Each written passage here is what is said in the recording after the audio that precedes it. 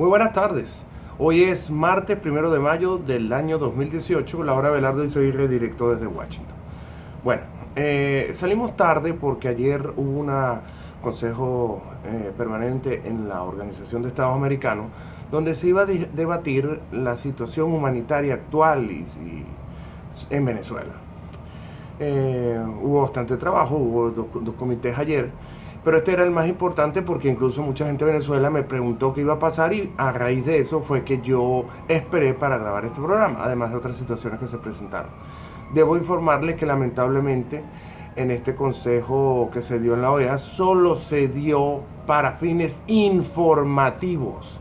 Se les recordó a todos los Estados miembros que Venezuela está jodida, que Venezuela tiene problemas humanitarios, que Venezuela sigue siendo un problema que hay que preocuparse, pero no se toma acción. Como siempre, quedamos en nada. Lo triste de esto de ayer es que ocurre mientras en la mañana comienza, por orden de la Fiscalía Militar, un asedio, persecución, que va a terminar obviamente, disculpen, pero es que hay polen por todos lados en esta época, un asedio contra los magistrados y contra los familiares, obviamente el objetivo es magistrado del TCJ, pero contra sus familiares consanguíneos afines y relacionados para ejercer presión, porque el régimen está tocado de muerte. ¿Qué sucedió?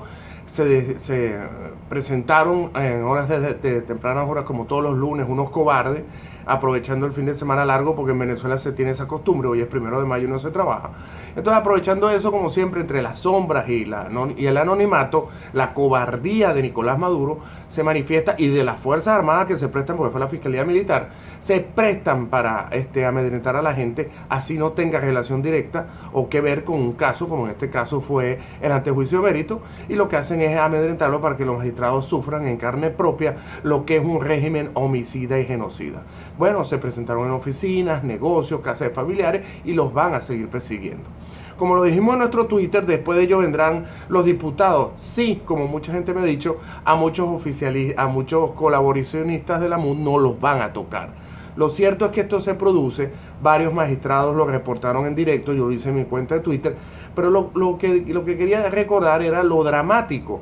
O sea, la OEA se reúne mientras sucede esto. Esto me recordó aquella sesión de la OEA hace casi que un año atrás, cuando se causó el problema, donde otra reunión para hacerle seguimiento a la situación venezolana fue el mismo día que el TCJ sacó la sentencia, aquellas famosas 2 sentencias donde se originó esta posición actual de Luis Ortega Díaz, hablando sobre el Estado venezolano. Se asimiló un golpe que fue lo que originó que Maduro después con Michael Moreno convocara el Alto Consejo de Defensa y echaran para atrás todo. Pero casualmente fue en ese mismo día, una reunión de la OEA, el gobierno hizo toda su trampa y no pasó nada. Esto nos lleva a reflexionar sobre el papel de la OEA. En algún momento, incluso las organizaciones no gubernamentales, que es a lo que voy, que es lo que estoy haciendo, como mencioné en el último programa, tenemos que tener presencia y hacer una labor de presión en la cual le abramos los ojos o actualicemos a esta gente de la OEA, que por supuesto recibe llamadas de sus embajadores, llaman al presidente del país, el país está pendiente, pero no sucede nada porque es una organización que poco a poco se está diluyendo en la burocracia. En épocas en las cuales las noticias corren por la web, nosotros tenemos que hacer una reunión, entonces ahora se va a convocar otra dentro de un mes para otra reunión de actualización para decir que la actualización pasada hubo un problema que acrecentó la crisis humanitaria, otra vez a título informativo, para que después salga moncada 40 minutos hablando pendejadas puesto por la señora Delcy. Pero bueno, todo esto ocurre en medio de una situación internacional dramática, una situación internacional que se está, vamos a decirlo, agravando, porque ya vimos que los Castro tienen un modo de pensar, porque aunque Fidel está muerto, para mí no hay duda que es un régimen satánico, y por eso ponen al asesino de Maduro, un tipo sin ningún tipo de escrúpulo. Cuando esto está sucediendo, tenemos un avance o una contraofensiva en América Latina que preocupa. Ayer llegó la caravana de los inmigrantes a las puertas de Estados Unidos, atravesando desde Honduras, saliendo con nicaragüenses, salvadoreños, atravesando México, que está en su situación actual con López Obrador, y ahorita están en la frontera causando problemas, al mismo tiempo que Nicaragua tiene sus eventos de tratar de equipararse con los homicidas genocidas de Venezuela, reprimiendo y matando a su pueblo. Guatemala vive una situación delicada y en los próximos días lo veremos, ni hablemos de Honduras. Ecuador está en una situación de tensión donde varios ministros están señalados y hay graves problemas de Lenín Moreno y por eso no se le escucha. La gente de Correa está apretando la tuerca y vendrán eventos importantes. Perú se produjo problemas con varios de los diputados, gente saltando la talanquera, todavía la Fujimori peleando con el dinero que mandó el chavismo a la bancada de la izquierda, que es la que domina el Congreso, le traerá problema al presidente, estoy seguro, porque todo esto está coordinado. Y la mejor muestra es el caso de Colombia. Colombia en mes de elecciones, con un duque que va adelante, que se está siendo saboteado, van a venir eventos dramáticos en Colombia, por lo que tengo entendido, entre los cuales está ahorita que empiezan las denuncias sobre el fallido proceso de paz, que no fue tal, una misma labor que hace el gobierno de Santos, porque como ya se ven perdidos, ellos van a patalear, van a crear violencia, se van a acordar de mí, pero están ahorita generando de que este acuerdo de paz ahora no sea válido, porque como ellos mismos, el gobierno de Santos hizo algo que no tiene ni base legal ni nada, ahorita lo quieren destruir para el gobierno que venga tenga esa papa caliente de que no hay proceso de paz. Ya vimos cómo mataron a los periodistas en Ecuador, saldrán y dirán lo que sea, pero la FARC sigue funcionando, ahorita solapada bajo la legalidad de la sociedad civil, y lo que viene es difícil. Los Castro siguen posesionándose. Ahorita, ayer mejor dicho, porque esto lo estoy grabando, va a salir mañana editado, pues lo tengo que mandar a Miami para que mi productor lo haga. La Corte Interamericana de los Derechos Humanos, hay una postulada por el asesino de Evo Morales, el cómplice genocida, la doctora abogada, si se puede llamar así, Nardi Suso, de la cual conozco muy bien porque en mi época que estuve una relación con Evasara Landao, pude conocer de primera mano lo que es esta señora. Basta decir que, como en todos los regímenes de estos Castro comunistas, fue la exministra de Transparencia. Estos cargos creados para engañar, mover, matar, asesinar, disimular, y entonces ella está puesta ahí por cómo sucedió. Y Evasara lo sabe muy bien, yo me imagino que va a iniciar una campaña, yo no sé si quién más estará en esto de Bolivia, pero esto es relativo a lo que viene, a la luz verde que se le dio en la comisión al caso después de tantos años, porque así es la burocracia de la OEA y de sus organismos dependientes como la Corte, le dieron luz verde al caso de la policía boliviana cuando ejerció represión junto con militares venezolanos en el Hotel de las Américas en Santa Cruz, donde hubo un baño de sangre literalmente. La señora Suso está puesta para seguir tapando al régimen de Evo Morales por lo que está sucediendo. Ya vimos que incluso hubo una sentencia de un tribunal aquí en Fort Lauderdale, de Estados Unidos independiente, donde explicaron por primera vez la justicia en materia civil resarciendo daños en un delito cometido en el extranjero sin que ni hubiese ningún gringo. Todo parte de esta justicia universal. Por eso es que lo digo, la OEA, la ONU tienen que adaptarse a lo que está viniendo, y nosotros con nuestro trabajo, que vamos a mejorar y vamos a tratar de dejar, y lo más probable es que este programa salga más espaciado pronto, vamos a tener que dedicarnos a hacer esa labor desde una non-profit corporation, una ONG o una asociación civil, como decimos en América Latina, para empujar estos organismos lentos, hipopotámicos, vamos a poner la palabra que acabo de inventar, lentos y llenos de burocracia, y que solo favorecen a los intereses de los mismos estados. Porque los estados, como en el caso del CARICOM, todos estos tipos que están ahí, el heladero que es primer ministro de Trinidad, que fue heladero en Venezuela, entonces ahora no acepta venezolanos porque ellos no tienen refugiados, pero el señor vendió helados y gracias a eso se educó. Estuvo en Venezuela, me imagino que le molestó trabajar en Venezuela y ahora no quiere a los venezolanos en Trinidad. Entonces todas estas islitas que viven sacándonos los reales y en el fondo nos detestan, tienen que tener un mecanismo en el cual podamos hacer presión y no contar solo con la OEA. Entonces, recapitulando, la situación internacional, Pompeo está en su primera gira, está en Bruselas, estaba Almagro, estaba mucha gente, incluyendo, no puedo decir quién más estaba en Europa, haciendo gestión, porque Venezuela pasa a ser ahora prioridad. Ya no, Corea del Norte está en un proceso que, si bien está iniciando, deja de ser un dolor de cabeza para Europa y Estados Unidos. Venezuela, con su avance del narcotráfico y el terrorismo, fomentando organizaciones transnacionales del crimen y del terror, va a ser ahora el principal objetivo, no solo de Estados Unidos, sino de la OTAN. Y de eso hablaron Macron y Bush. Y de eso va a hablar, si Dios quiere, en algún momento el secretario de Estado nuevo, Mike Pompeo.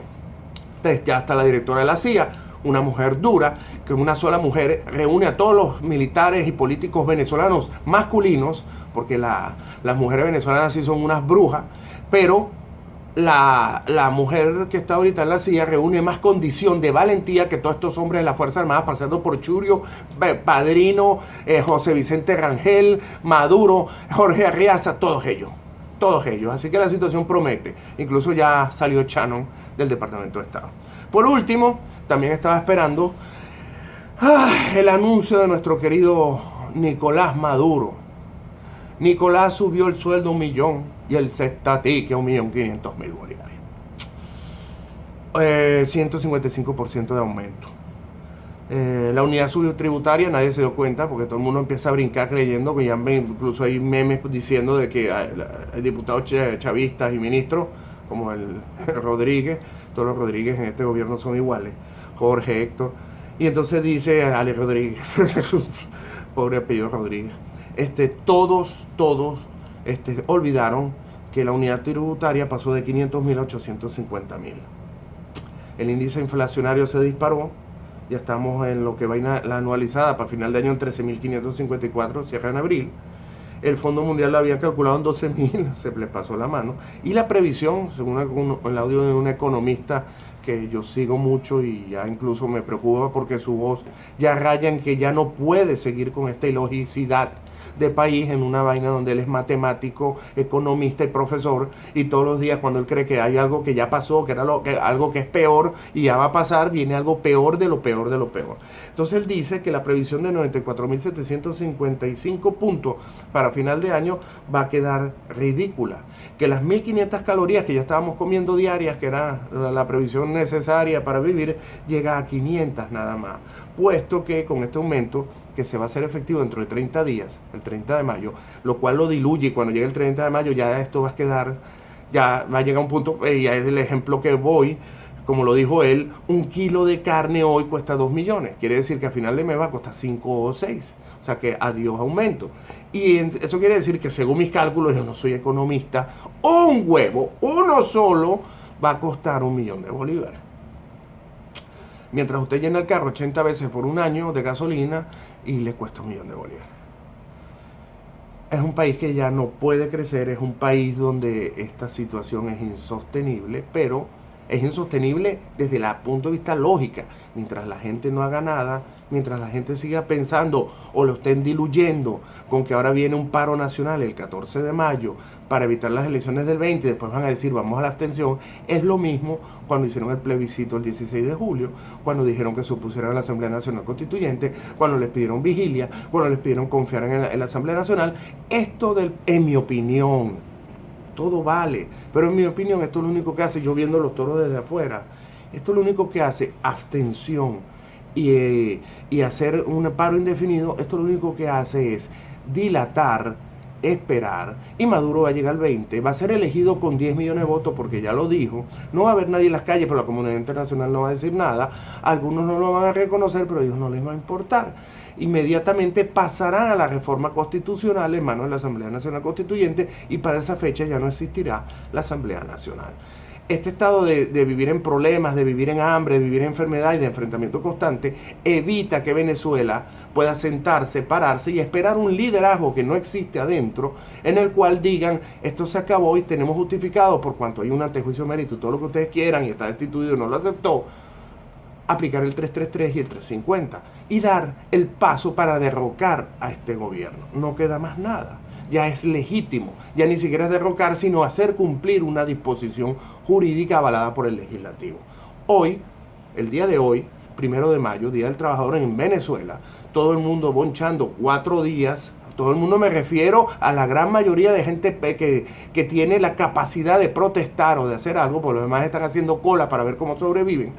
Esa gente, en vez de estar haciendo algo, todos están disfrutando, comiendo de los beneficios que le da cohabitar con el gobierno y no hacen nada, cuando hoy el salario es de $3 mensuales, es decir, 0,1 centavo. O sea, yo les muestro un penny, esa monedita negra que aquí en Estados Unidos se tira al piso, se guarda en una caja o nadie usa. El sueldo venezolano es una fracción de ese penny. Yo lo corto y ni siquiera la mitad del penny es el sueldo diario de un venezolano.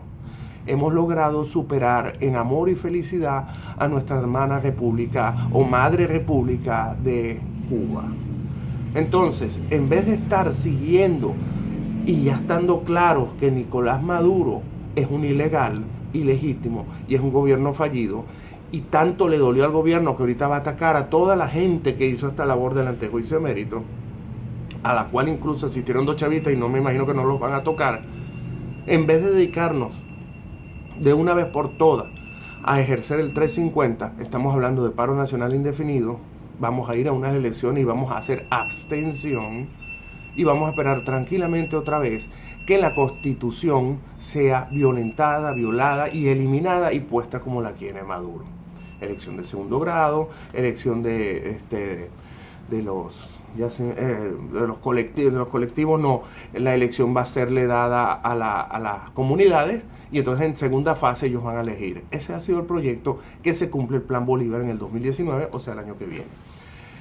Lamentablemente, como siempre lo he dicho, pienso, lo reafirmo, que la solución de Venezuela no está dentro de Venezuela. La anomia que vive la gente, la situación de hambre y miseria que tiene que vivir el venezolano que sufre, porque después hay un grupo que son los comprados de nivel bajo, están los comprados de nivel alto y están los colaboracionistas. Ese grupo de personas está haciendo que incluso los chavistas migren y estén pululando ahora desde Miami hasta Ecuador. Entonces, cada día toma más preeminencia el trabajo que hemos adelantado desde octubre. Tenemos 4 años haciéndolo, pero desde octubre tenemos algo en la mano con lo que trabajamos. Se ha producido el TCJ en el exilio, han producido decisiones y ahorita aquí de Washington vamos a Nueva York. Seguimos con nuestro peregrinaje, se le va a entregar a quien se le debe entregar lo que trajimos. No quiero seguir haciendo propaganda, hay mucha gente preocupada. Lamentablemente suena feo, pero todos tenemos que aportar nuestra cuota de sacrificio. Yo lo hice cuando hice mi escrito ante juicio de mérito en el año 2011, que originó que en el 2013, que originó que en el 2014 yo tuviese que salir de Venezuela. Si ustedes me buscan en Google, yo hasta soy sentencia o jurisprudencia en negativo de lo que es un antejuicio de mérito. Yo hice mi trabajo, eso me obligó a salir, después tuve que sacar a parte de mi familia, otra familia mía sigue en Venezuela y yo por eso no he dejado de trabajar. Conozco el riesgo que está comiendo, por ejemplo, mi padre, mi hermano, mi sobrino. Sé que la situación es difícil, sé que tengo mucho que perder, pero sobre la patria no hay nada. La patria es lo que nos acumula, que nos hace ser alguien, aunque estemos afuera, aunque tengamos otra nacionalidad, otra residencia, otro país que nos acogió, siempre vamos a ser venezolanos. Somos únicos y como pueblo tenemos que comprender y aceptar que necesitamos crecer y tener lo que siempre les he dicho, conciencia ciudadana. El día que podamos dar ese paso, vamos a saltar cuantitativa y cualitativamente en el espacio, tiempo y dimensión y vamos a ser un país de primera. Lamentablemente estamos invadidos por unos castristas, otros suelas tan insolentes están en nuestro país, iraníes, rusos, bielorrusos, nicaragüenses, mercenarios de 6 países están pisando nuestro país. La única manera de sacar a estos asesinos y al presidente ilegítimo que ni siquiera es venezolano y al vicepresidente terrorista que usa Venezuela para preparar conflictos en el Medio Oriente y a nivel continental ayudando a los Castro, como lo acabo de decir, con dinero y sirviendo de base logística, tienen que ser removidos de su cargo desde afuera. Tiene que venir una fuerza de afuera. No hay nadie que pueda en Venezuela con esto. Nuestras Fuerzas Armadas están postradas y son proxenetas que le sirven al gobierno para buscarle su sustento como prostitución, droga, asesinato y ahora terrorismo. Entonces, ya no existe nadie en Venezuela que pueda hacer nada. Los que estamos afuera estamos divididos y viendo hacia otro lado por intereses personales. Tenemos que enfocarnos y hacer trabajo como se hizo con lo que yo hice. El agregar pruebas, el adminicular, el hacerlas valer, no es igual que en Venezuela. Y por eso los exegetas, o como se diga, los leguleyos del derecho, opinando que si yo no sé qué y tal, no tienen ni idea de lo que fuera de Venezuela la aplicación del derecho, el derecho internacional, el derecho procesal y criminal, en el cual es verdad, la prueba no es que esto valió, pero es un indicio que toma un fiscal o un investigador y da pie a que se inicie una investigación. Cuando tú ves la sentencia, dice Maduro, Odebrecht, corrupción, impeachment, enjuiciamiento, la palabra que los leguleyos le quieran poner en Venezuela, el lenguaje instrumental a nivel internacional, no existe una palabra que diga ante juicio de mérito. Entiéndanlo de una vez. En otro país, Venezuela no es el centro del universo. Las leyes de Venezuela, que son una porquería, todo el mundo las pisotea y nuestros operadores de justicia son unos analfabetas instrumentales, resulta y acontece que no es la base del mundo. Entonces, si usted lleva una sentencia nombrada, hecha en cadena por 3 organismos, la sentencia tiene una validez. La sentencia por lo menos da el beneficio de la duda y sirve para que un investigador inicie una investigación, valga la redundancia. Entonces, dejen de creerse de que eso no vale. En los otros países no les interesa, son prácticos. El derecho en otros países funciona, incluso países al lado como el nuestro, como Brasil, el derecho funciona. Ya van 2 presidentes que se han ido por impeachment, Collor de Mello y Dilma Rousseff. En nuestros países fue uno, y llegaron estos malandros asesinos genocidas y cambiaron la ley para tratar de no irse, y además agarraron todos los poderes y no se fueron. Siempre criticaron a Carlos Andrés. Carlos Andrés por televisión dijo, cedo el poder porque es lo que pasó y es la institucionalidad del Estado democrático, y este tipo lo único que hace es burlarse de nosotros. Y nadie hace nada. En aquella época las Fuerzas Armadas se sentían humilladas, hicieron que el asesino de Chávez, el tribilín de Chávez, saltara y hiciera vaina. Ahorita no hay ninguno, y no lo va a haber, señores, no lo va a haber porque ellos corrompieron la Fuerza Armada. Y parte de mi trabajo en el futuro que va a hacer con esta ONG de aportar, va a ser aportarlo, y lo voy a decir y lo voy a hacer y lo voy a lograr, es eliminar las Fuerzas Armadas venezolanas que no sirven para nada. No fueron derrotadas ni siquiera como los argentinos por un ejército poderoso, colonialista, imperialista, que por lo menos era la historia del mundo. Nosotros fuimos derrotados por unos babosos, alcohólicos, asesinos, traficantes como los Castro. Y hoy somos una provincia de Cuba. Entonces es imposible que después de 21 años nuestras Fuerzas Armadas todavía estén viendo para otro lado. No existe nada. En esos 21 años ya se dañaron hasta los cadetes actuales. Entiéndanlo. Cuando María Corina dice, porque ahora me da risa, porque antes era la renuncia a Maduro, ahora es la dimisión. ¿Qué engaño es eso de cambiar semánticamente la palabra? No, esto no es un proceso igual a la renuncia. Estamos solucionando la dimisión.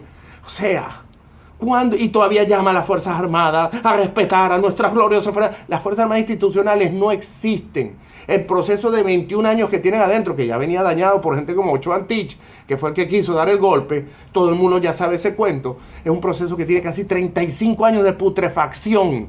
Los cadetes actuales no sirven para un carajo, son peores que los oficiales superiores actuales. Entonces a usted lo que le queda ya no es eliminar a la Guardia. Como en algún momento iluso yo pensé, es eliminar toda la Fuerza Armada. Toda esa chatarra que ni siquiera sirven para conseguir un helicóptero de sus compañeros que se estrelló. Hay que eliminarla. Hay que eliminar a la Fuerza Armada y hacer una fuerza policial, que es la que se encargue de la custodia del país. No que la soberanía, ya vieron cómo la pisaron los cubanos, los Castro. Entonces, ¿para qué nos sirven la Fuerza Armada? Cuando cruzamos la frontera y vienen 10 colombianos, salimos corriendo así y de aquel lado tocamos el himno. Ya lo han visto, no lo estoy inventando, búsquenlo en Google. Y los colombianos cagados la risa filmando el glorioso ejército venezolano. Con 3 barquitos que le pasan por al lado un ferry y se voltean y se hunden. Entonces, ¿para qué tenemos que tener Fuerza Armada? Entonces, eso es parte de la discusión de lo que viene. Dolarizar el país, hacer un sistema capitalista, socialista, cristiano, lo que tú quieras, pero con aspiraciones sociales, sin ser socialismo. Y empezarlo a cambiar y aportar ya ideas, porque el momento viene. Venezuela ya no es una piedra en el zapato. Venezuela es un fardo en América Latina. Y quizá los latinos, los americanos latinos, como lo quieran llamar, no van a hacer nada. Pero los países del norte, del primer mundo, lo van a hacer.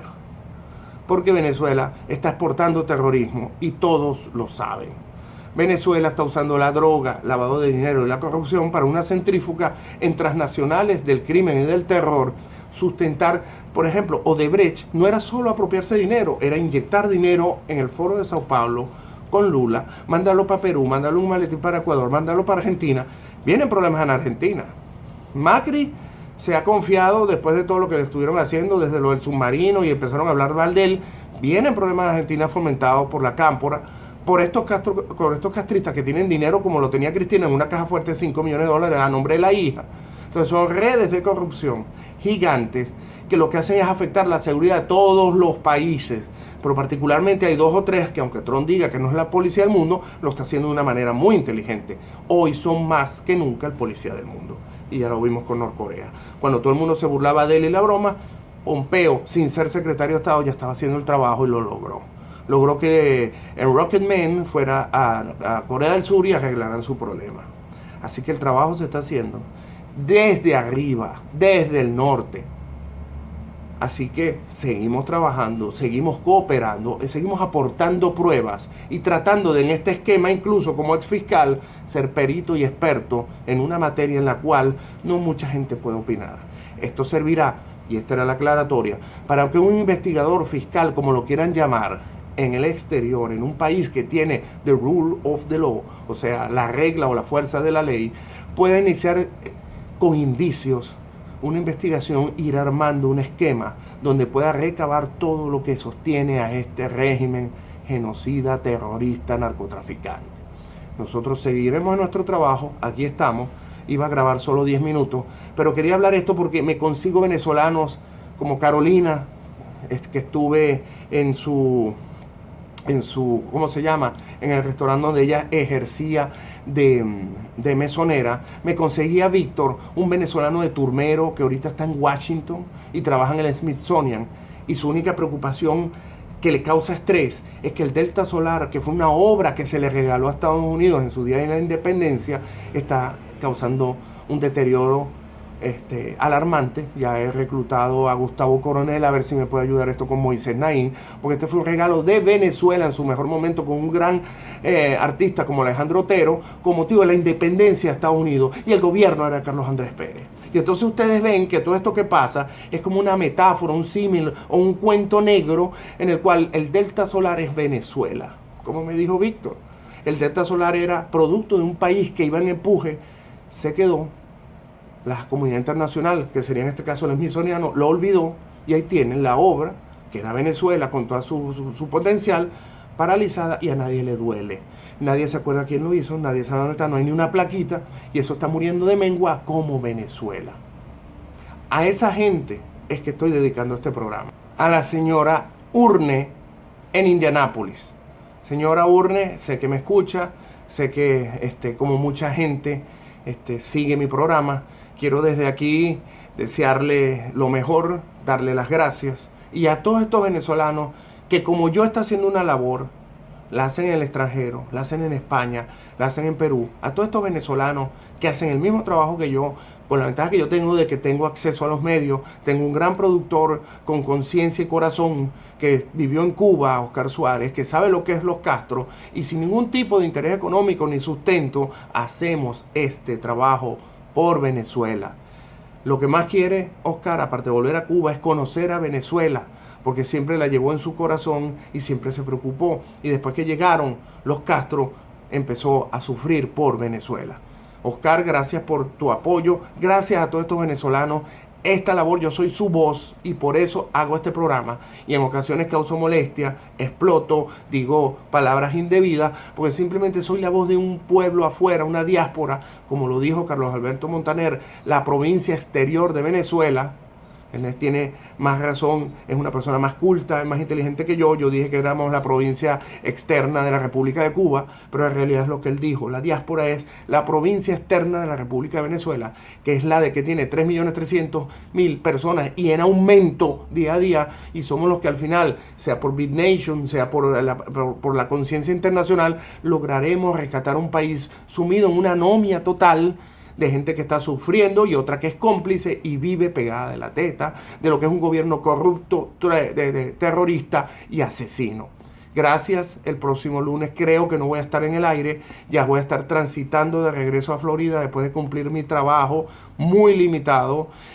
Lo más probable es que vamos a espaciar el programa cada 2 semanas porque nos vamos a tener que dedicar ahora a despegar a esta ONG porque este viaje fue bastante difícil desde el punto de vista económico. Las carencias fueron muchas. Esa presencia que hay que tener en Washington es inviable desde este programa. Ya no se puede sostener con la ayuda de algunas personas. Simplemente no podemos venir y desconectarnos y hacer el contralobby que hacen los chavistas acá, y simplemente tenemos que buscar otra manera, reinventarnos y ver cómo podemos insertarnos en el sistema para luchar contra la burocracia desde la misma burocracia.